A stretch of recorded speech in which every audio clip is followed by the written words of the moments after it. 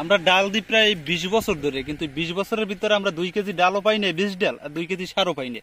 এখন বর্তমানে যে কৃষি অফিসার আছে উনি তো মাঠে আসেও না, আর ওনারা আমরা ভালো করে চিনিও না। এই মোস্তফা স্যারের কি সার লাগে, হেজন মেম্বার হেরা সার ছাড়ায় মোরা কি যাই, মোরা পাই না কি শুধু নেই কালার এর কি গত বছর তুলনামূলক কম, শুধু বৃষ্টির কারণে আমরা সার ঔষধ 4 বারের মতো দিয়েছি। কৃষি অফিস থেকে আমাদের কোনো দেওয়া হয় না, ওটা চেয়ারম্যান মেম্বারের মাধ্যমে দেওয়া হয়, তারা সুবিধা অনুযায়ী বন্টন করে। এটা 3000 কৃষকের মাঝে হচ্ছে বিনামূল্যে প্রণোদনা কর্মসূচিটা হচ্ছে মুগ বীজ এবং সার বিতরণ করেছি। ডালের ফলন কেমন কি আপনাদের? গেছে বছরের চেয়ে খুব কম, কারণ বৃষ্টি নেই। বৃষ্টি থাকলে অনেক ভালো হইতে ফলন। কত টাকা খরচ করছেন এক কুড়ে খরচ হয়েছে 5000 টাকা, কিন্তু লাভ এরকম হইবে না। ডাল ভালো হয় না, 1000-4 থাকতে পারে লাভ খরচের পর। কুড়ে অনেক ডাল, আমার বাপের বাড়ির দিকে কুড়ে 10 মণ ডাল হয়, সেখানে এবছর ডাল নেই। কৃষি অফিস থেকে কোনো সহায়তা করে আপনাদেরকে? না, আমার কোনো সহায়তা করে না। আচ্ছা, ডাল এই কম হওয়ার পিছনে কারণ কি বলছেন? বৃষ্টি নেই দেখে ডাল কম হয়েছে। আঙ্গাতের খেতে খামারে কামড় মগো ছাড় দেয় না, যখন না লাগে হাগু দিয়ে দেয়। না, আমরা কোনো সহযোগিতা পাইনি। আচ্ছা, কৃষি অফিস থেকে কি বলছেন? কৃষি অফিস থেকে কেমন সহায়তা করছে নাকি? আমাকে কোনো সহযোগিতা করে না। সহযোগিতা জাগল না লাগে, জাগল ধরেন কোলা খেতে ধান নাই, কাম নাই, হেরা সহযোগিতা পায়। আর জাগো 15 পুরো জায়গা আছে নান্না পঞ্চায়েতের, হ্যাঁ 18 লাখ টাকা হয়েছে কইতে গেলে ব্যাংকে, হেও পায় কৃষি অফিসের সহযোগিতা। আমরা পাই না, আমরা দিনে দিন খাই। 4 কিলো জমিতে ডাল বুনছি, কিন্তু গত বছর সাথে 5 থেকে 600 টাকা দাম বেশি আছে। আর মানুষ দিয়ে তোলাই দিয়েছি, নিজেও তুলতে আছি। বিক্রি করতে যদি ভালো ফলন দেয় তো বিক্রি করা যায় অনেক, তবে এবছর 7000-8000 টাকার মতো বেচা এখানে করা যায়। তাহলে এক করে লাভ হইতেছে কয় টাকা? লাভ নাই মোটামুটি, তাদের লাভ হয়েছে 3000-3500 টাকা লাভ হইবে এরকম। আচ্ছা, কৃষি অফিস থেকে আসলে কি ধরনের সহায়তা পান আপনারা? কৃষি অফিস থেকে আমরা মূলত কোনো সহযোগিতাই পাই না, তারা শুধু আমাদের ডিলার আছে, তা থেকে আমরা ওষুধ কিনে এবার স্প্রে করি। বেচা কিনা করেন নাকি? আসলে কি অবস্থা বর্তমানে? ডাইলের অবস্থা এবছর তুলনামূলক গাছের বৃষ্টির কারণে ডাইল অনেক কম হয়েছে, কিন্তু যে সার ওষুধের যে কীটনাশকের যে খরচপাতি তা দিয়া কৃষকের মূলত আসলে দিয়া খরচপাতি আইতে তাদের কষ্ট হয়।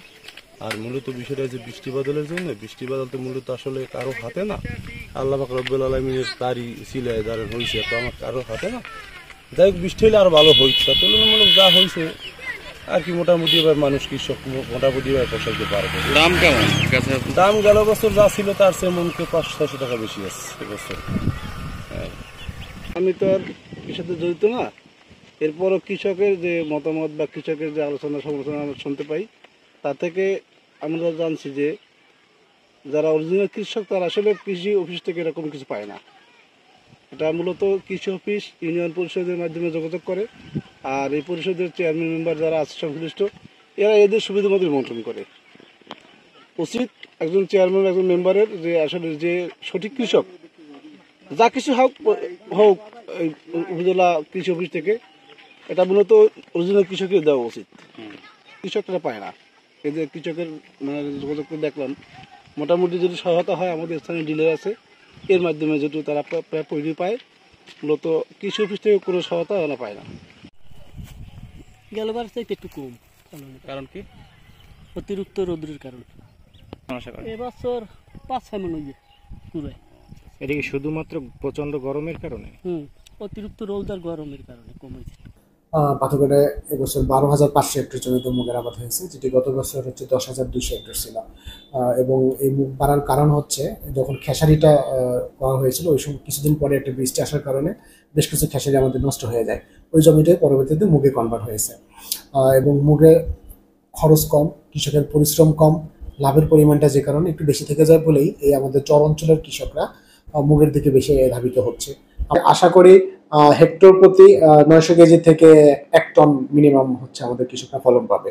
এবং বাজারে এবছর এখন পর্যন্ত দামও ভালো আছে, তাতে কৃষকরা অনেক লাভবান হবে আশা করি। সহযোগিতা বলতে আমরা যেমন এই রবি মৌসুমে যেটা আমরা করেছি, মাত্র 3000 কৃষকের মাঝে হচ্ছে বিনামূল্যে প্রণোদনা কর্মসূচিটা হচ্ছে মুগ বীজ এবং সার বিতরণ করেছি। কিন্তু আমার 12,000 হেক্টর জমিতে প্রায় 30,000 কৃষক রয়েছে যারা মুগ আবাদ করতেছেন।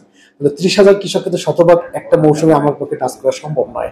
একটু অগ্রাধিকার ভিত্তিতে আমরা ক্ষুদ্র প্রান্তিক কৃষক যারা, শুধুমাত্র তাদেরকেই হচ্ছে প্রযুক্তিগত সহায়তাটা কোনো ধরনের কর্মসূচি আদায় করা হয়ে থাকে। সেক্ষেত্রে বড় একটা অঙ্ক কৃষক কিন্তু এই কর্মসূচির আওতার বাইরে থেকে যায়। কিন্তু এই কৃষক আবার মাঝারি এবং বড় কৃষক হয়, তাদের সামর্থ্য রয়েছে, যাদের সামর্থ্য রয়েছে তারা সকলেই যে কৃষক সরকারি ভর্তুকির আওতায় আসবে ঠিক এমনটি নয়। কোনো না কোনো ভাবে তারা অন্য কোনো স্কিমের আওতায় সরকারি সহায়তা পাচ্ছেন বা পাবেন।